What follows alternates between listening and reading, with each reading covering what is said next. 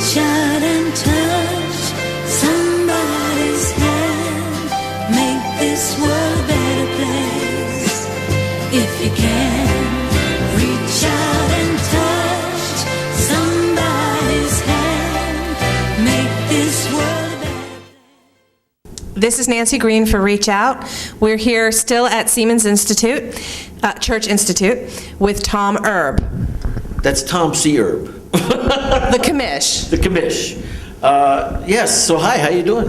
I'm doing very well. So tell me about the show. What's this whole show supposed to be? Generally, we interview people who are involved with nonprofit organizations. Either they are associated with, volunteer for, or work for a nonprofit, or they're people who are raising money on behalf of a nonprofit organization or have a political role with a nonprofit organization. For example, someone who is in political office who is raising money for an organization that's a nonprofit.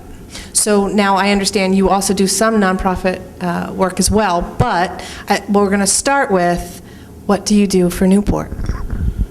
Oh, that's like such a, what do I do for Newport? Well, I'm gonna tell you what I think I do for Newport, because I don't think Newport really thinks I do anything for Newport, but what I do for Newport, I'm the arts guy. Okay, I moved back here in 2006 to try and bring back more arts, because I was disappointed that there weren't. And when I got back here, I realized that the arts community here in Newport has been fragmented to the point that everybody is doing their own thing, but they're not communicating with each other, which I think they should be.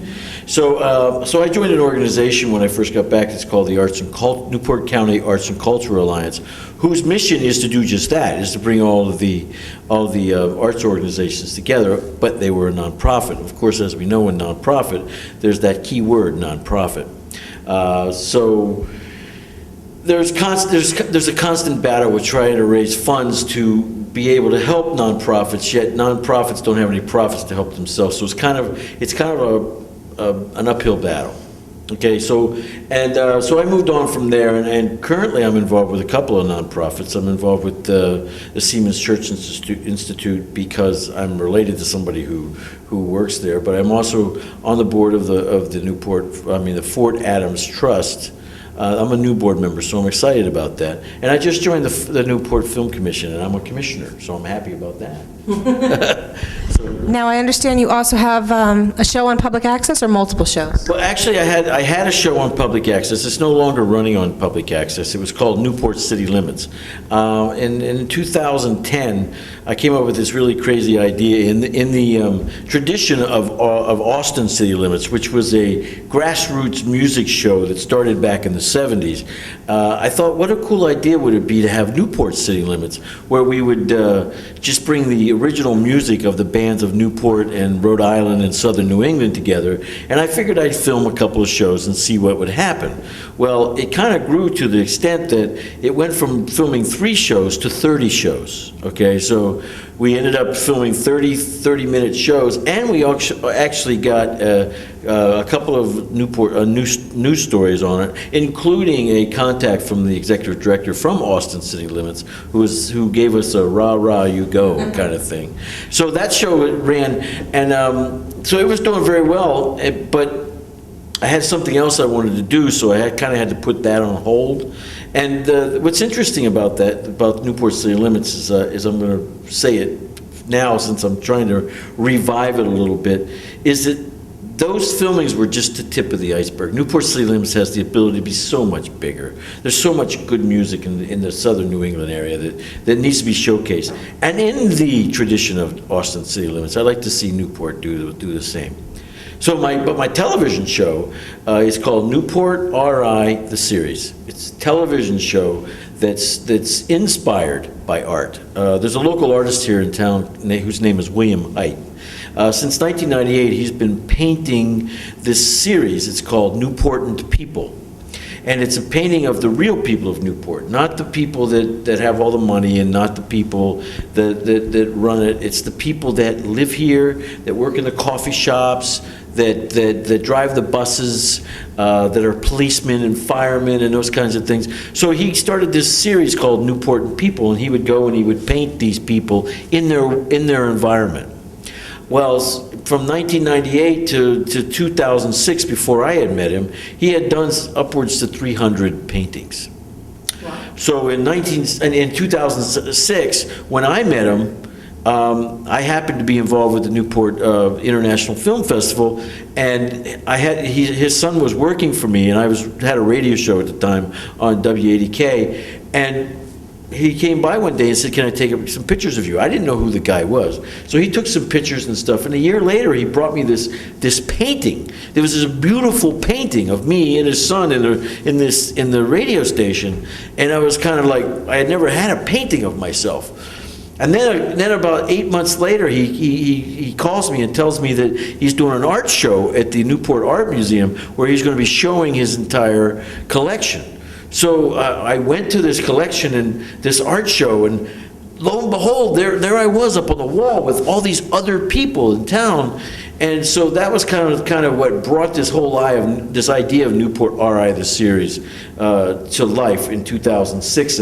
I was watching how the people would walk up to their paintings, and they would look at their paintings and themselves, and then they would step all back to the middle of the room, and then they would go out and look at everybody else. And it was at that point that I realized that every one of those paintings has a story.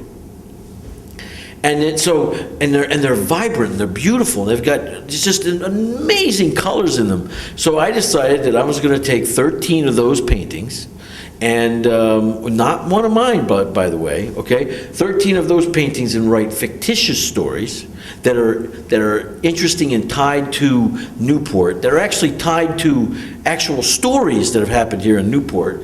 And write this television series that starred these two people. One was an artist and one was a journalist. And so what I did is we have a storyline that is, we have a billionaire artist who loves to paint. Okay, he doesn't need the money and he doesn't need the fame. And we have this journalist who works for the Newport Gazette, which I'm loosely basing that on Newport Daily News. Right. And the journalist in the series is loosely based on Jim Gillis, who is the guy who's been writing about the people of Newport for 30 years.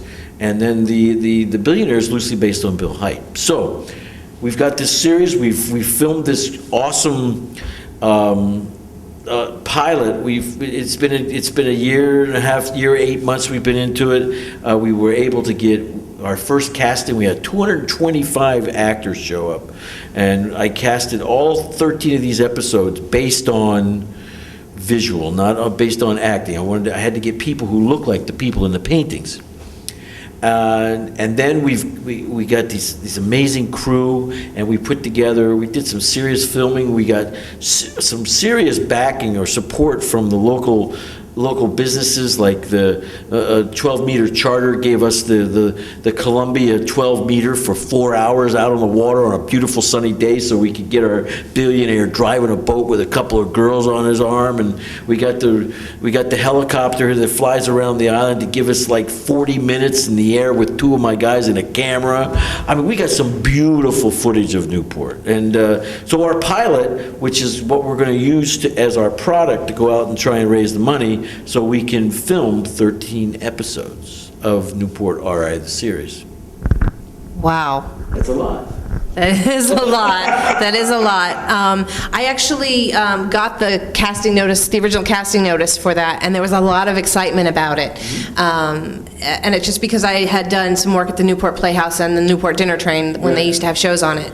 And it was something that I was like, oh my gosh, I really want to get involved. And unfortunately with work, there was no way I was going to be able to do it. And I don't know if I look like anybody in the pictures or whatever. Oh, so there you go. There you go. But as far as if it does get picked up or you do get funding for it, would it be a PEG RI TV show? It would be like a Netflix. It would be like a Hulu. It's all the stories are wholesome. I want them to be so that anybody can watch them. okay? And when I say these are stories based on Newport, I mean, there are stories based on America's Cup series. We've got our first episode is a story, is a painting that Bill did. It's of the firemen. It's actually hanging over Michelle's desk in her office here at the Seamans Institute. But there's a group of firemen at Station 1 that Bill painted almost, 5 years ago. And when I saw that painting, I saw a family. So our story is about this family of firemen that has tragedy. It's truly a biblical story about tragedy and loss and love and forgiveness and all these really cool things coming from this piece of art. And what I'm trying to convey to people is that this art starts with what it is, but inside it there's a story. And I want them to all see that we're literally bringing a piece of canvas to life. Okay, let's backtrack a little bit. Okay, all right. You definitely have an unveiled love for art. Absolutely. What is your background? Were you an actor? Were you a painter? How did you get involved in art specifically? When I was 6 years old, I was living in Norfolk, Virginia, and my father was in the Navy, so he was always out to sea. And in Norfolk, Virginia, they actually have back in 1960, they had this really great downtown area that we went along the James River, and it's actually where General MacArthur's was buried. But anyway, we went down to the mall, okay? And I was 6 years old. And I have four younger sisters, but then I think I only had 3. But anyway, we were there, and there was this big long line coming out of the mall, and all these little kids were standing with their parents with this big old long line, and I couldn't figure out what it was. And we were walking, and then there was this big sign that says auditions for Bozo the Clown, right? So I was like, Mom, let me do it. And my mother was never into the arts, and as a matter of fact, I don't think she ever seen me do anything. So anyway, this is really weird, because this is where it gets really strange. In 1960, I guess this was okay. There was this lady there with her son, okay, that my mother knew from the Navy base. And my mother left me with this woman, okay? And I hung out with this kid, and we stood in line for a couple of hours, okay? And I guess my mother had some kind of arrangement that she was going to come back and get me or something. But anyway, so we got in there, we did this little quick audition, and me and the kid that I was there with, we did the quick audition, but the kid didn't get a call back, and they asked me to stay. Well, this woman was like, well, if my kid's not staying, I'm not staying. So I'm like, okay, I didn't care, I was staying. Well, long story short, I got cast to be the commercial kid on the Bozo the Clown show. Wow. So I was like 6 years old, and so I used to do these.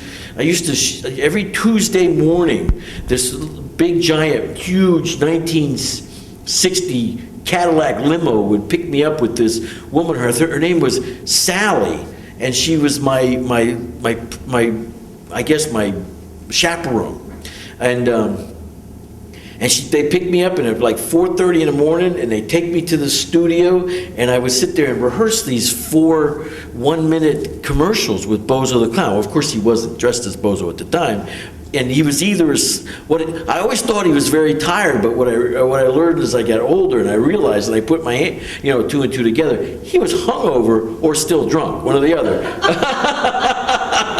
But I always thought he was tired. He always called me, Kid, just get the line right. And I was always the one that got the lines right. He was the one who was screwing them up. So anyway, it was like, so what happened was that I would sit on the corner of these bleachers, and whenever it was time for me the commercial was going to come, because everything was live back then. They didn't even record anything back in those days. So they would pan away, and I would have to get up and run over to this little set, okay? And they were always toothpaste commercials, okay? And I cannot remember whether it was Crest or Colgate. I think it was Colgate. And I'd be there, gee, Bozo, I brushed my teeth today.